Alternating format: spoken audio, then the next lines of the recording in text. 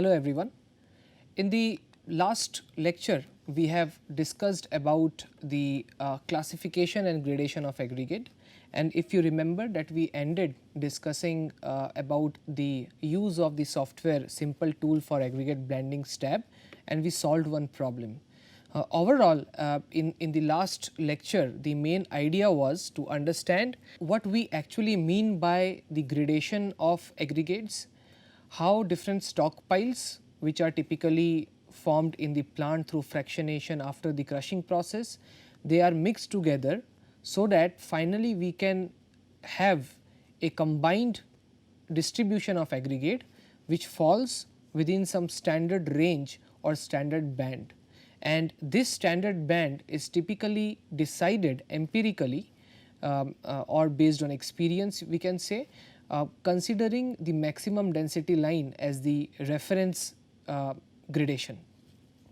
Today we are going to start discussing a new topic which is on aggregate mineralogy and the importance of aggregate mineralogy. Usually this topic is not conventionally discussed in pavement materials classes because typically mineralogical properties of aggregates, on the one side they are complicated in nature to understand because there are various forms of minerals which exist in different types of aggregates, and also there is no correlation in measurable form when we try to see the performance of the final mix and try to relate it to the mineralogy of the aggregates. In fact, many studies have proven that the mineralogy of aggregates has a considerable effect on some of the very critical parameters which are related to the performance of the mixture. So, our discussion today will be aligned to understand those parameters which are typically affected by mineralogy, and we will try to understand that how the choice of aggregates can impact the control over those properties which are very critical. So, as I was mentioning, the relationship of the mineralogy of aggregates with performance is not directly proportional. The reason being, the mineralogical properties are complicated to study with conventional experimental procedures. A single aggregate can have various combination of minerals. So, from source to source, from aggregates to aggregates, the mineralogical composition will drastically change, and as I said, it is not conventionally easy to quantify the mineralogy of the aggregates through simple laboratory testing. And many a times this correlation and in fact the mineralogical attributes of the aggregates, they are not known or they are mostly unknown in nature.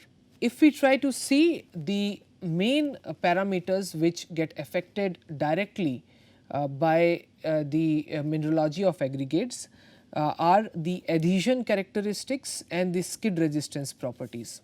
Adhesion, here we are referring to the bond between the bitumen and the aggregate particles in the hot mix asphalt or the asphalt mixture. Because in asphalt mixture moisture damage is one of the critical modes of failure, we can say, or moisture damage leads to several problems in the bituminous mixture or the surface of the flexible pavement.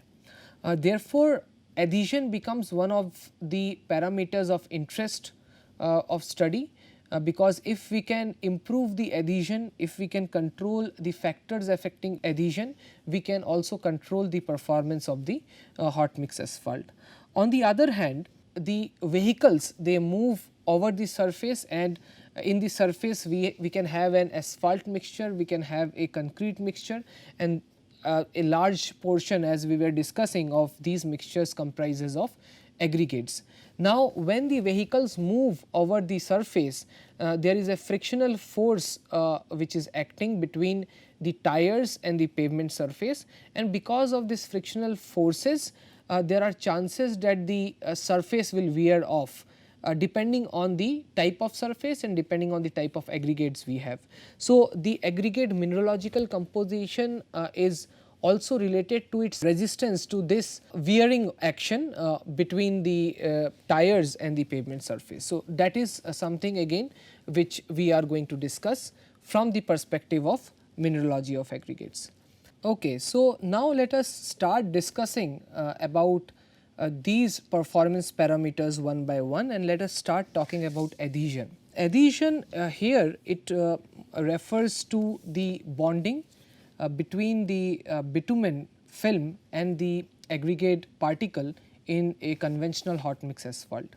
So, here we first we have to understand that what facilitates this adhesion and the wetting of the aggregate surface with the bitumen particles, and then what are the factors that affect adhesion or that will reduce the adhesion characteristic, because it is this reduction in the adhesion characteristic that the bitumen can strip off from the aggregate surface, and finally this leads to moisture damage and it aggravates many other failures in the pavement. Now, the reduction in adhesion of the bitumen from the aggregate surface itself is a very complicated phenomena, and there are various mechanisms which have been highlighted in the literature that leads to the reduction in adhesion. So, if we try to list out some of the factors that affect or some of the mechanisms that leads to the removal of the bitumen film from the surface of the aggregates, these include detachment.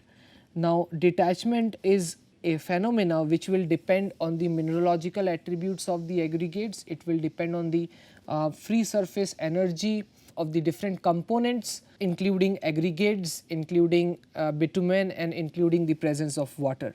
So, we are mostly going to discuss about the factors controlling detachment from the perspective of the mineralogy. However, the removal of the bitumen from the aggregate surface is not only limited to the concept of detachment. There are other mechanisms including displacement. We have hydraulic scouring.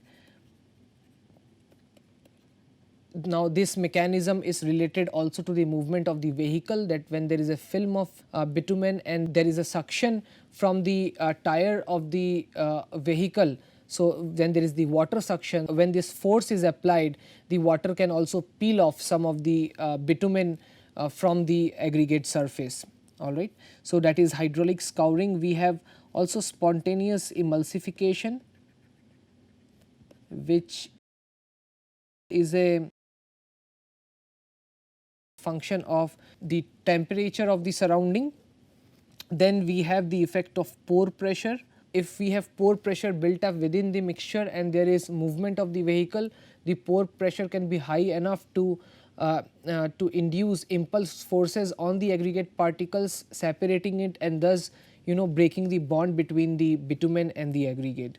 We also can have pH instability, and of course, there can be other environmental factors which can affect the adhesion characteristic between the bitumen and the aggregate particles. So, as I said, the mechanism is not very simple. It can be a combination of these mechanisms that actually happens in the field.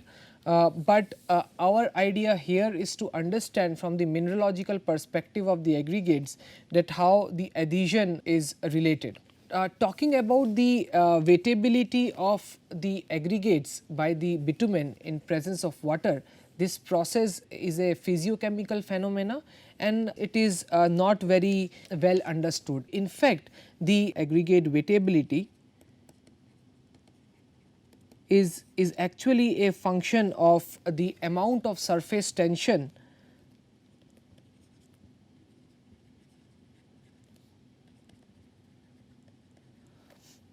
or surface free energy of adhesion.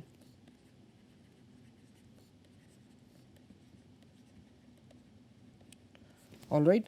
It all depends on how easily the material, the liquid material which is bitumen here, is able to coat the surface of the aggregate. And when I say the surface energy, it means that how much resistance is offered by the aggregate surface to coat it. From the concept of thermodynamics, if we try to understand, the aggregates are in stable form. So, it will ideally not allow any other material to interact with it so easily, because it has its inherent resistance when other materials come closer to the aggregate particles. So, first the bitumen should be able to overcome this energy requirement so that it can wet the aggregate surface. So, not only bitumen, any other liquid, when it tends to wet the surface of any solid particle, it has to overcome this surface energy requirement. So, lower will be the surface energy requirement or the surface tension of adhesion, easily a liquid material will be able to wet the solid surface. So, the same thing applies in case of aggregate and bitumen and also aggregate and water. So, water reduces the surface energy requirement higher degree in comparison to the bitumen as a material. Therefore, the water has better affinity to wet the surface of the aggregates in comparison to bitumen, and this is the reason when bitumen has been coated with aggregate and water comes in, there are more stronger forces which acts between the between water and the aggregate surface, which can cause disruption to the bonding which has taken place. Now, this bonding is weak in nature, which has taken place between the bitumen surface and the aggregate surface. So, adhesion can also be understood from the perspective of surface free energy concepts, but of course, we are not going to discuss in detail about the mathematical details of the surface free energy concept here. Now, aggregates have different mineralogies. In fact, there are some predominant minerals which commonly exist in different types of aggregates with which construction is done. Aggregates can have various active minerals such as silica, we have feldspar, aluminosilicates, we have carbonates, etc. And the various elements which forms these minerals, they include, if I write elements here, they will include elements like aluminium, they will have iron, we will have magnesium, we can have sodium, we can have calcium, etc. So, these are some elements which are present in the active minerals of the aggregates which are used in construction. Similarly, bitumen ideally is inert in nature, but because of the presence of functional groups containing sulfur, oxygen and nitrogen, which has a tendency to interact with other surfaces. Now, these polar functional groups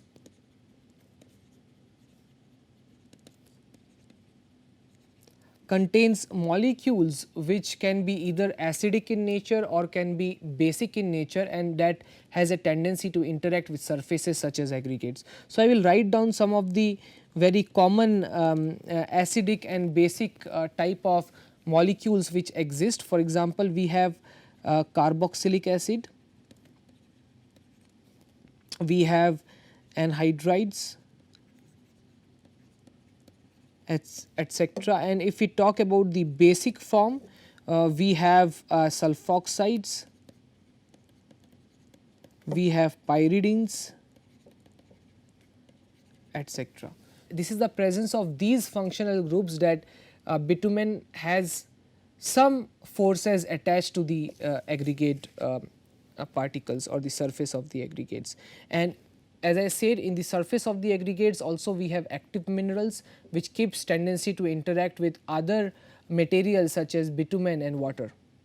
Of course, the interaction of the aggregate with water is more stronger in nature because they both tend to be more polar in comparison to bitumen, which is less polar in nature. Siliceous aggregates are acidic in nature, and in presence of water they have negative surface charges. Now, important question here is how do we understand that siliceous aggregates will have negative surface charges? Mostly, but not necessarily. This we will discuss in further slide.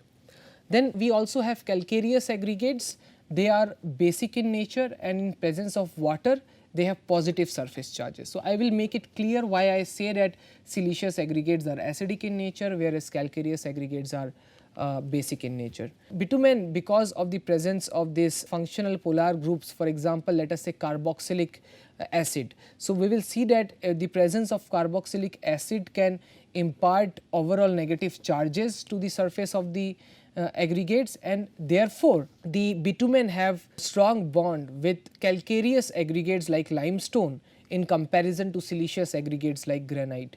That is why in very aggregate quarries with high silica content, we mostly need the use of lime, which is used as an anti-stripping agent, or these days there are various proprietary products also that falls under the anti-stripping agent, and the function of this anti-stripping agent which we will discuss is to improve the bond between the aggregate particles or surface and the functional group of bitumen. We will try to discuss about this bond in a better way. What happens that when bitumen comes in contact with the aggregate, it gets adsorbed at the surface of the aggregates.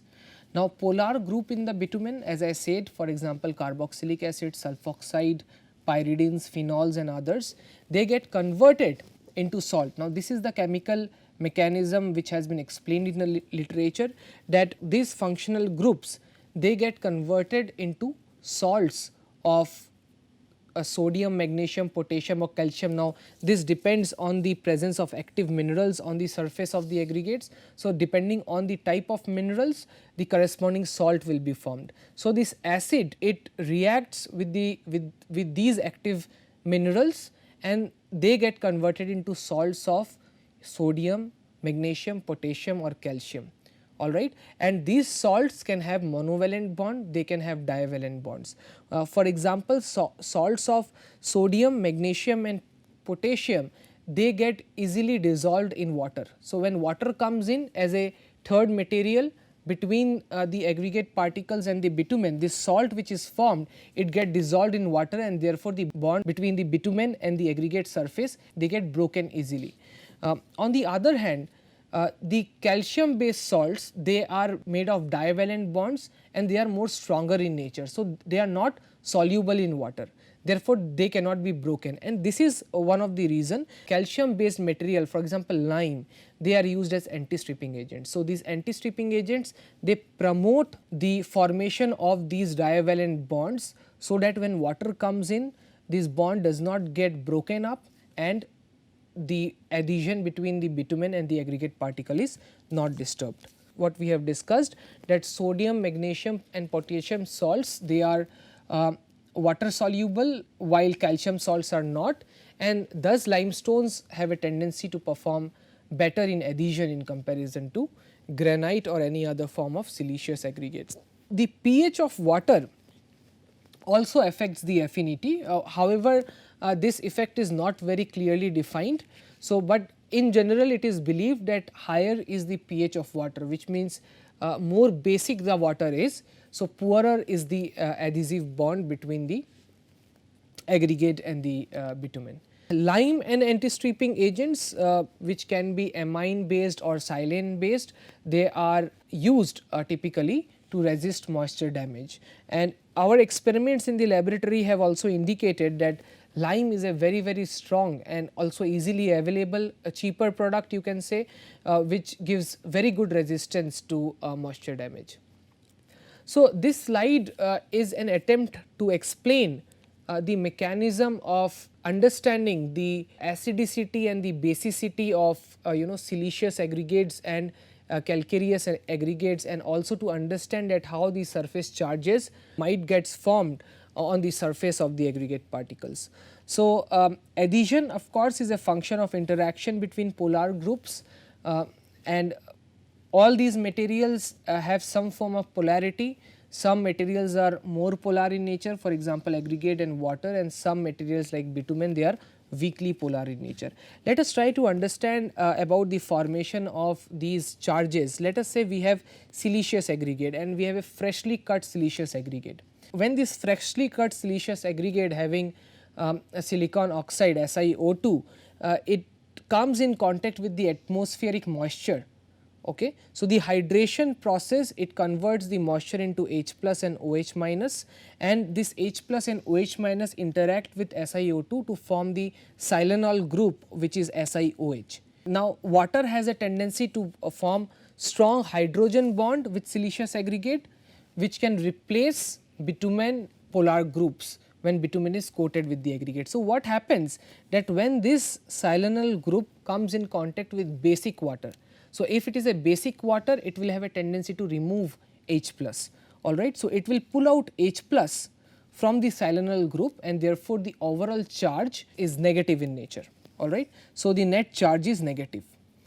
On the other hand, it can also happen that there is a presence of acidic water, which is less likely. So, in that case OH minus ion will be pulled out, and the net charge will become positive, and as I said, this is usually unlikely. But when water comes in contact, they form strong hydrogen bonds, and hydrogen bonds are stronger in nature, alright, and therefore, in siliceous aggregate water has higher tendency to disrupt the bond between aggregates and the binder, especially in siliceous aggregate. Talking about calcareous aggregate, let us say we have limestone. So, we have calcium carbonate here. Because of the hydration process, the atmospheric moisture can get broken down into H plus and OH minus ions, and when this interact with the calcium carbonate ions, we have the formation of Ca plus, which means the overall charge becomes positive, and the other parts get converted to water molecules and carbon dioxide. So, therefore, there is an electropositive surface which is available on the calcareous aggregate, and now both bitumen and water, they will compete with each other to form bonds with Ca plus ion. But in general, as I said, that bitumen has overall negative charge. So, of course, it can form stronger bond with Ca plus in comparison to the negative charges which is present in siliceous aggregate, and therefore, limestone has better adhesion with bitumen in comparison to granite or any other form of siliceous aggregate. This is just an overview to understand the mechanism which takes place and how the mineralogy is involved in controlling the adhesion characteristics. This slide again is another form of attempt, you can say, to understand that how the bonding between the aggregate and bitumen can get disrupted. So, as I was mentioning that there are so many factors controlling adhesion, and we are just trying to look at from one perspective here. So, talking about bitumen, to understand the charges in the bitumen. So, bitumen is basically a complex hydrocarbon, and the details of which we will be discussing in another module, which is our next module. So, there we will talk about the chemistry of bitumen, but for now let us just believe that bitumen is a complex hydrocarbon and has various functional groups containing heteroatoms such as oxygen, sulfur and nitrogen, and because of the presence of these heteroatoms, these functional groups get formed in the bitumen structure, and carboxylic acid is one of that molecule which gets formed, alright. So, carboxylic acid can be defined as RCOOH, where COOH describes about the presence of carboxylic acid, where R is the hydrocarbon chain here. Now, when this comes in contact with the basic water, again the basic water will have a tendency to pull out H plus. So, the overall charge becomes RCO minus. Okay. So, in case of siliceous aggregate, we have bitumen which has an overall negative charge. We have the surface of aggregate which again has an overall negative charge. So, there is an inherent resistance between the two materials to come close to each other and form stronger bonds. We can try to understand this with this animation also here, which talks about the polarity between different materials. So, we have water, we have aggregate which are both polar in nature. So, of course, they have strong forces between each other, or they have a higher tendency to come in contact with each other. On the other hand, bitumen and aggregate, aggregate is polar in nature, however, bitumen is weakly polar in nature depending on the types of functional group it has, and the forces which acts are weak dispersive forces. So, they in their natural form they do not like each other very much, and therefore, it is easy for water to come in between them and replace the bitumen from the aggregate surface. I think these points we have already covered when we started our discussion, that the polar groups in bitumen in contact with the metallic ions from the aggregates, they form bond, and these bond is in the form of salts of sodium, potassium and calcium or others, and these bonds get broken by water or because the salt get dissolved in water. Now, since sodium and potassium forms weak monovalent bond, they get dissolved in water easily, whereas calcium forms strong divalent bond which is not affected by presence of water, and therefore, we say that limestone is more moisture resistant in comparison to other forms of aggregate, especially siliceous aggregate. However, we have discussed about this mineralogical concept in a simpler form. The actual phenomena is much more complicated here. With this, now let us start discussing about the skid resistance of the aggregates, again which is related to the mineralogical aspects of the aggregates. If you talk about the skid resistance and try to connect it with the mineralogy, so in general the minerals like silica and feldspar, they are stronger in nature and they can resist wear more than minerals such as calcite, which are weak in nature. So, how do I find out whether this aggregate has more resistance to wear or not? So, there are certain tests which can be done in the laboratory to understand. So, one of that test is aggregate polished stone value, which can be used to assess the skid resistance. We will talk about the process. We have another method, acid insoluble residue test, which is mostly done on carbonate aggregate to see how much of minerals we have that is insoluble in the acid, because if we have weak minerals they will get dissolved in this acid easily.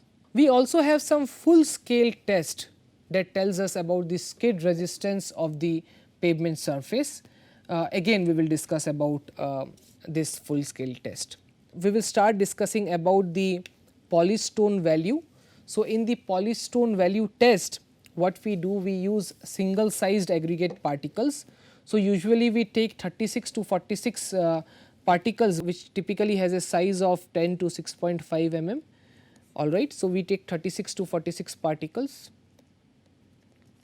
and this is a pad which is there in the machine, and in this pad using an epoxy we will attach all the individual particles, alright, one by one. After doing that, this pad is kept in this tire frame, and you can see that this is just one pad. So, we can have different pads here. At least there are like 14 specimen holders. Okay, so, all these 14 specimen will be placed on the surface of this tire in the similar way. And then we will take this tire and we will put it here in this way, and then you see that this is the surface with exposed aggregate particles, and from here we will insert another tire. We will insert another tire here which will be in touch with the periphery or the surface of this tire. So, it will be something like this. We have one tire here and then we have another tire here, and this is in contact, and this contact will create the wearing action when this machine starts. So, this is the polishing machine, alright, and in this polishing machine we do the polishing for 6 to 9 hours, typically 9 hours of polishing. Using a British pendulum tester, we will measure the frictional resistance of the aggregate surface. So, first what we will do, we will take unpolished aggregates and we will carry out the British pendulum test. So, this will tell me the actual value or the frictional number of the aggregate particles.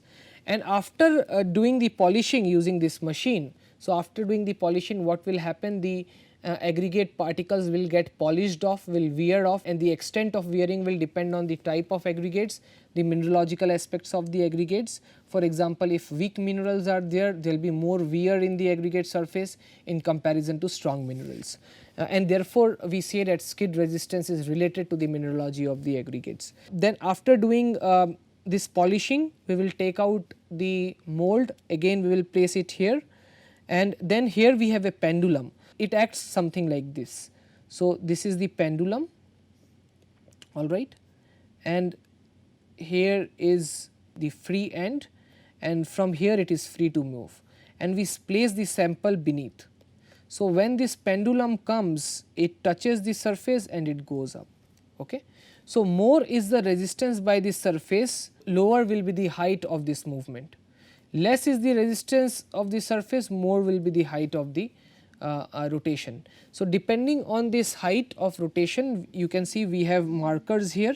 We will see that how far the pendulum travels once it has touched the aggregate surface, which is placed here. So, this will gives us an indication about the polishing of the aggregate particles or the resistance to wear of the aggregate particles, and this is quantified using polish stone value, and as per specification the minimum polish stone value should be at least 55. All right. I think this test is clear to you that how this test is done. So, this is a full scale test which can be done using a trailer vehicle. We will discuss this in the next slide. So, here let me try to discuss the other two tests, which is the insoluble residue in the carbonate aggregates and the full scale test. So, let us first discuss about the insoluble residue in carbonate aggregates. All right. This test, it gives us the amount of non-carbonate or acid insoluble material. It tells us about the amount of acid insoluble material. Okay. So, here we take 500 gram of aggregates that are retained on 4.75 mm sieve. We put it in a glass beaker with 1000 ml hydrochloric acid solution. All right. So, this is what we do. Then after putting this mixture and the acid solution, we will agitate it, and we will agitate till the effervescence stop. Effervescence is these bubbles which will get created here. So, until this formation of the bubbles stop, we will keep on agitating this beaker. Okay. Then we will add additional 300 ml of solution and again agitate it. All right. So, this is what we will do in the next step, and then what we will do, we will heat the beaker. We will heat this beaker to 110 degrees Celsius, okay, and then we will add some new acid solution incrementally until the effervescence stops. Okay. So, this is what we will do, and then after the entire process we will take out the material.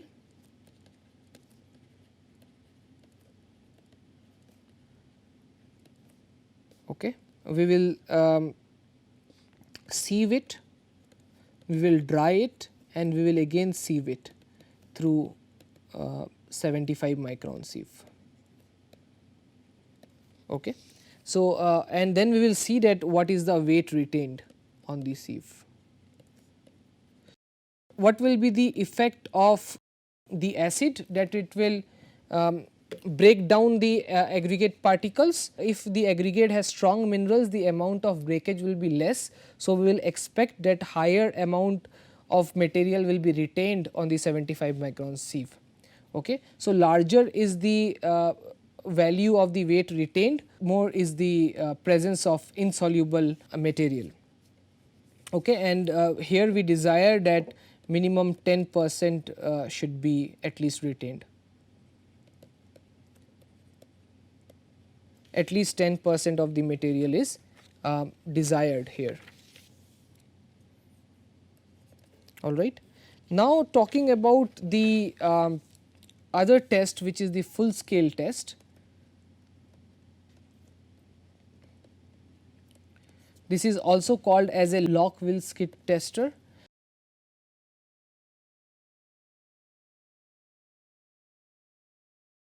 and here we have a skid trailer towed using a vehicle, which I just showed you in the previous slide. Here you can see that this vehicle is actually towing the skid tester. What is done here, that the skid tester is moved at a speed of 64 kmph approximately,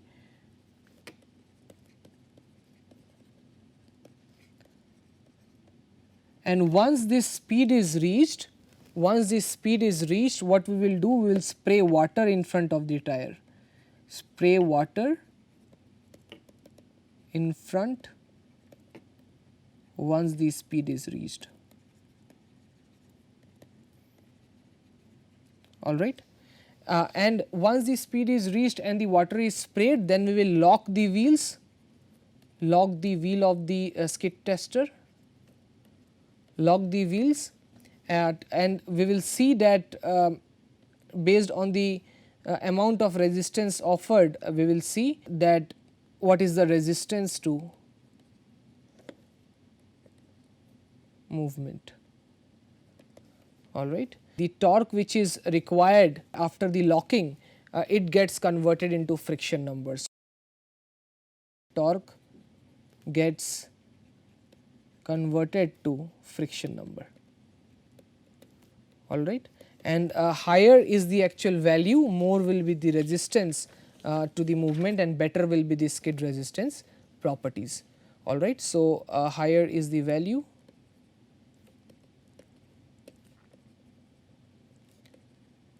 more is the resistance. Okay. I hope procedure of these tests are clear to you, and with this we will stop here today. And just to recall that we have discussed about the mineralogical aspects, and we have discussed the mineralogical aspect from two perspectives. One is the adhesion characteristics of the aggregates, and the other is the skid resistance properties of the aggregates. So, in the next lecture we will start discussing about the shape and surface structure properties of the aggregates, which again is a very interesting topic because the shape and surface structures are directly related to the performance of the mixtures. With this, thank you everyone, we will meet in the next presentation.